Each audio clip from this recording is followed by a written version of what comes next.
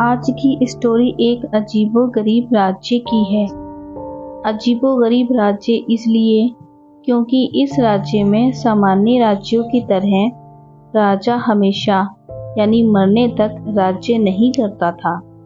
इस राज्य में हर 5 साल में राजा बदल दिया जाता था और उसे एक खतरनाक जंगली जानवरों से भरे भयानक अनजान जंगल में छोड़ दिया जाता था।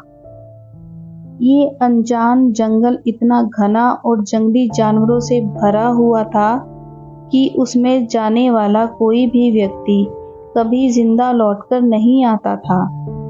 हर 5 साल में जब उस राज्य में नया राजा चुना जाता था, तब वो राजा शुरू के दिनों में ही राजसी ठाट-बाट, ऐशो आराम और सत्ता के मोह में पड़कर 5 साल बाद उसके साथ क्या होगा उस बारे में जैसे भूल ही जाता था।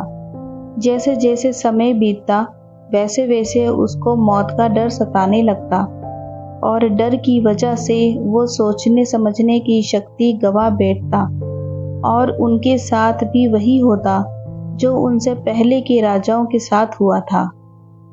ये सिलसिला ऐसे ही आगे बढ़ता रहा और कई सामान्य लोग राजा बने और 5 साल बाद उस जंगल में मरने के लिए भेज दिए गए।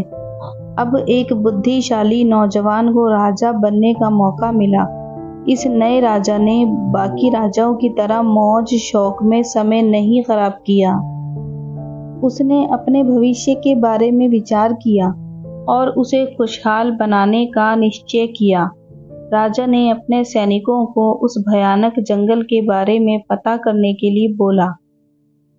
जल्दी ही सैनिकों ने उस जंगल के बारे में पता लगा लिया और राजा को कड़ी सुरक्षा के साथ उस जंगल को दिखाया गया। वहां पर कई लोगों के कंकाल मिले जो भूतपूर्व राजाओं के थे। नौजवान राजा ने बड़ा सोच समझकर एक योजना बनाई और उसके हिसाब से अपने लोगों को लगाकर जंगल के सारे पेड़ धीरे धीरे कर कटवा दिए। वहां जंगल के कटने से जानवर दूसरे जंगल में चले गए और बाकी जानवरों को भी राजा ने पकड़वा कर दूसरे जंगल में छोड़ दिया। 3 सालों तक जंगल कटवाकर वहां पर राजा ने एक आलीशान महल बनवा दिया। बाकी के 2 सालों तक राजा ने गरीब लोगों के लिए उस जगह हजारों घरों का निर्माण करवाया और इस जंगल को पूरी तरह एक नए राज्य में तब्दील कर दिया। जब इस राजा का 5 साल का कार्यकाल खत्म हुआ तो नियम के मुताबिक उसे उसी जगह जहां पर पहले जंगल था और अब नया राज्य भेज दिया गया। उस राज्य में बसी नई प्रजा अपने राजा का पहले से इंतजार कर रही थी। वहां पर जाते ही इस नए राजा का बहुत भव्य स्वागत किया गया और यह राजा सिर्फ 5 साल के लिए नहीं, हमेशा के लिए राजा बना दिया गया।